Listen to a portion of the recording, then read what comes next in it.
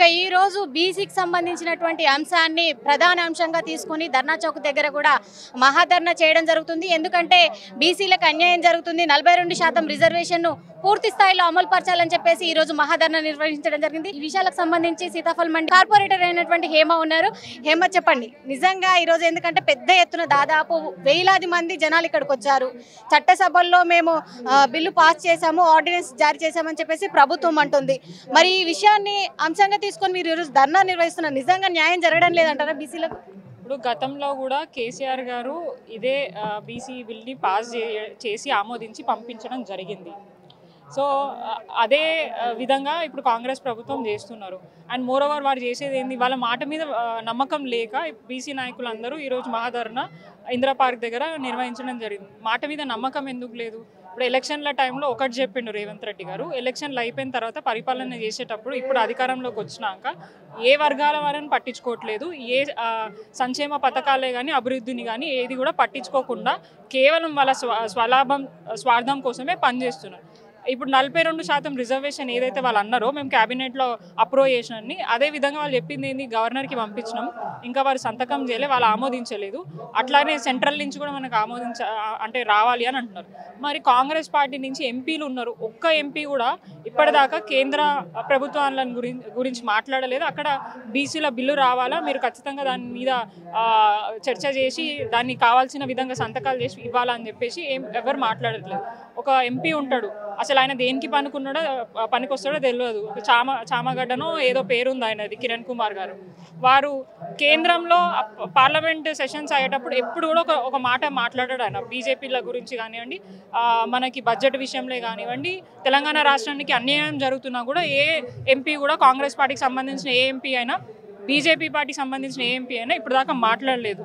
So ఇవన్నీ base చేసుకొని BC నాయకులందరూ మాకు ఆ ప్రభుత్వాల మీద నమ్మకం లేదు, ఇంకా కూడా వాళ్ళు కేవలం పబ్లిసిటీకి మాత్రమే ఇవన్నీ మాటలు పరిమితం అవుతున్నాయి కానీ గ్రౌండ్ లెవెల్లో ప్రజలకి కానివ్వండి, బీసీ నాయకులు కానీ పూర్తి స్థాయిగా ఇంప్లిమెంట్ జరగట్లేదు.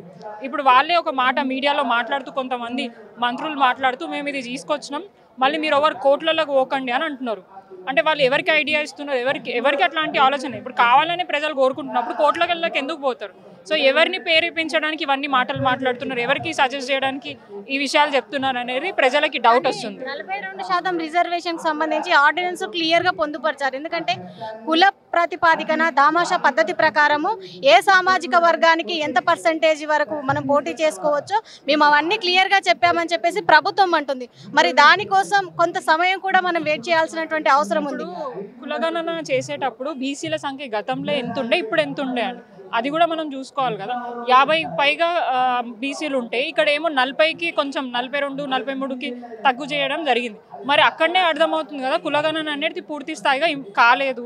వాళ్ళు చేసిన కులగణన కూడా కేవలం వాళ్ళ దీనికి అంటే గర్వంగా చెప్పుకోవడానికే పనికొచ్చింది కానీ పూర్తిగా బీసీలకి న్యాయం చేసే విధంగా కులగణన జరగలేదనేది ప్రతి ఒక్క బీసీ వాదన. ఎందుకంటే చాలామంది ప్రజలు చెప్పారు మా దగ్గరికి రాలేదు, మేము చాలామందికి అంటే వచ్చినా కూడా వాళ్ళు ఏవేవో ఇన్ఫర్మేషన్స్ తీసుకుంటున్నారు, ప్రాపర్గా వాళ్ళు కులగణన చేయలేదని మాట్లాడుతున్నారు. సో ఇవన్నీ తప్పులు ఉన్నాయి కాబట్టి దాన్ని బేస్ చేసుకొని ప్రభుత్వాన్ని ప్రశ్నిస్తూ ఇప్పుడు వచ్చే లోకల్ బాడీ ఎలక్షన్లో 42% రిజర్వేషన్. 10 ఏళ్ళు అధికారంలో ఉన్నటువంటి బీఆర్ఎస్ పార్టీ మహిళల గురించి కానీ, మహిళా రిజర్వేషన్ల గురించి కానీ, అదేవిధంగా మహిళల హక్కుల గురించి కానీ, అంటే క్యాబినెట్లో మహిళలకు ఇచ్చేటటువంటి ప్రాధాన్యత కావచ్చు, వాళ్ళకు ఇచ్చేటువంటి పదవులు కావచ్చు, కొంత వెనుకంజలోనే ఉందనుకోవాలి. ఎందుకంటే కాంగ్రెస్ ప్రభుత్వంలో 2 మంత్రులు ఉన్నారు, మహిళా మంత్రులు, అందులో కార్పొరేటర్లు ఉన్నారు, మహిళా చైర్మన్లు ఉన్నారు. ఈ విధంగా పోలిస్తే మరి గత ప్రభుత్వంతో పోలిస్తే కాంగ్రెస్ కొంత బెటరే అనుకోవచ్చు. లోకల్ బాడీలో 50% రిజర్వేషన్ తీసుకొచ్చింది ఎవరండి? జెడ్పీటీసీలు, ఎన్పీటీసీలు, మహిళలకే మేయర్లని ఎవరు చేసిండ్రు? కాంగ్రెస్ పార్టీ చేసిందా, లేదంటే బీఆర్ఎస్ చేసిందా, కేసీఆర్ గారు చేసిరా? మహిళలకి పెద్దపీట వేస్తూ మరీ ముఖ్యంగా బీసీలు ప్రాతినిధ్యంగా ఉండాలని చెప్పేసి గ్రేటర్ హైదరాబాద్లో మొదటిగా తెలంగాణ రాష్ట్రం వచ్చిన తర్వాత అప్పుడు బీసీనే ఉద్యమకారుణ్ణే మేయర్గా చేసిరు. మళ్ళీ మహిళలకి అవకాశం ఇవ్వాలని చెప్పేసి మొన్న బీసీ మహిళలనే మేయర్గా అక్కడ కూర్చోబెట్టడం జరిగింది. సో బీసీలకి బీఆర్ఎస్ పార్టీ చాలా ప్రాధాన్యం ఇచ్చింది, చాలామందికి అవకాశాలు ఇచ్చింది. నేను కూడా ఒక బీసీ బిడ్డనే. నాకు రాజకీయంగా ఎటువంటి అవగాహన లేకపోయినా కూడా నాకు సపోర్ట్ చేసి 2 టర్ములు అవకాశం ఇచ్చింది. నాలాగా ఎంతోమంది యువతలు ఉన్నారు, మహిళలు ఉన్నారు. కేవలం కార్పొరేటర్లు కాకుండా ఎంపీటీసీలు, చైర్మన్లు, జెడ్పీటీసీలు, కార్పొరేటర్లు, మేయర్లు అయ్యే పరిస్థితి కూడా గతంలో ఉండే. 10 సంవత్సరాల పాటు 50% రిజర్వేషన్ లోకల్ బాడీలో తీసుకొని వచ్చి ఇంప్లిమెంట్ చేసి మహిళలని రాజకీయంగా ఎంకరేజ్ చేసిందే బీఆర్ఎస్ పార్టీ. ఇప్పుడు మహిళలకి గౌరవం దొరకట్లేదు. మీరు చూస్తున్నారు చాలా సందర్భాల్లో. ఇప్పుడు పార్టీలు మారుతున్నారు, ప్రతి ఒక్కరు వాళ్ళ అవసరాలకి వాళ్ళ స్వలాభాలు వాళ్ళ అవసరాల మించి పనిచేస్తున్నారు తప్ప ఎక్కడ కూడా మహిళల గురించి సంస్థాగత ఎన్నికల్లో మేము సామాజిక ప్రాతిపదికనే కాదు మహిళలను కూడా దృష్టిలో ఉంచుకొని మహిళలకు ప్రత్యేకంగా పోటీ చేసేటువంటి అవకాశం కల్పిస్తుందామని చెప్పేసి కాంగ్రెస్ ప్రభుత్వం ఉంటుంది. దీనికి ఏమంటారు? చెప్పడానికి చాలా మాట్లాడతారు కాంగ్రెస్ ప్రభుత్వం. ఇప్పుడు మనం చాలా చూసినాము, మహిళలను కోటీశ్వరం చేస్తా అన్నాడు. మహిళలు కూడా కోటీశ్వరాలు అవసరం లేదు, నెలకి 2500 ఇస్తా అన్నాం కదా, గది చాలు, దాంతోనైనా మేము తృప్తి పడతాం. మేము కోటీశ్వరులై మేము ఏదో ఇది చేయాలని కూడా అనుకోవట్లేదు. గౌరవం ఇవ్వండి, ఇస్తా అన్న హామీలు, మహిళలకు ఇస్తా అన్న హామీలు నెరవేర్చండి, దాంతో చాలు. ఆ తర్వాత మేము రాజకీయంగా ఎట్లా ఎదగాలో, ముందుకు ఎట్లా రావాలో మహిళలకు తెలుసు. వీళ్ళేదో అవకాశాలు ఇచ్చేదో మాకు మెహర్బానీ చేస్తున్నారని. మా ఓట్లు చాలా ఉన్నాయి అక్కడ చూసుకుంటే, పురుషుల ఓట్ల కంటే మహిళల ఓట్లు అక్కడ ఎక్కువ ఉన్నాయి. సో మహిళల ఓట్లు వేస్తేనే గెలిచి రాజకీయాల్లో అంటే ఇప్పుడు సీఎం పదవిలో కూర్చున్నా అని చెప్పేసి చాలా సందర్భాలలో రేవంత్ రెడ్డి గారు చెప్పినారు. కానీ అదే మహిళలను కంటతర పెట్టి విధంగా కూడా రేవంత్ రెడ్డి గారు ప్రవర్తిస్తున్నారు. కష్టపడి రూపాయి సంపాదించుకొని ఇల్లు కట్టుకుంటే అదే మహిళలను రోడ్డు మీదకి తీసుకొచ్చి హైడ్రా పేరుతోని వాళ్ళని ఇబ్బంది పెట్టే ప్రయత్నం చేస్తున్నారు. మరి అక్కడ ఉన్నది మహిళలే కదా, వేరే వాళ్ళైతే కాదు కదా, మరి అదెందుకు కనిపించట్లేదు? ఇప్పుడు అంటే మాట్లాడడం అనేది చాలా చెప్తారు ఎవరైనా కూడా, కానీ రియాలిటీలో అది పూర్తి స్థాయిగా చేసిన రోజే వాళ్ళకి ఆ గౌరవం అనేది దక్కుతుందని మేము భావిస్తున్నాం. ఈ ధర్నా సందర్భంగా మీరు ప్రభుత్వాన్ని ఏం డిమాండ్ చేస్తున్నారు? ప్రభుత్వానికే కాదు, బీసీ నాయకులకు అందరూ కూడా విజ్ఞప్తి ఒకటే చేస్తున్నాను. ఎప్పుడైనా మనం అందరం ఐక్యంగా ఉండి మన హక్కులని పోరాడి కొట్లాడుకుంటేనే మన ప్రాతినిధ్యం అనేది పెరుగుతుంది. ఈ రాజకీయంగా మనమే వెనకకు లాగించుకుంటే ఖచ్చితంగా ఇంకా కూడా ధర్నాలు, ఇంకా కూడా కొట్లాడుకునే పరిస్థితిలోకి వస్తాం. ఇప్పటికైనా మేలుకొని బీసీలందరూ ఒక్క మాట మీద ఉండి మన హక్కుల గురించి పోరాడి మన ఏమంటారు ఉన్నాయి హక్కులని సాధించుకోవాలని విజ్ఞప్తి చేస్తున్నాను.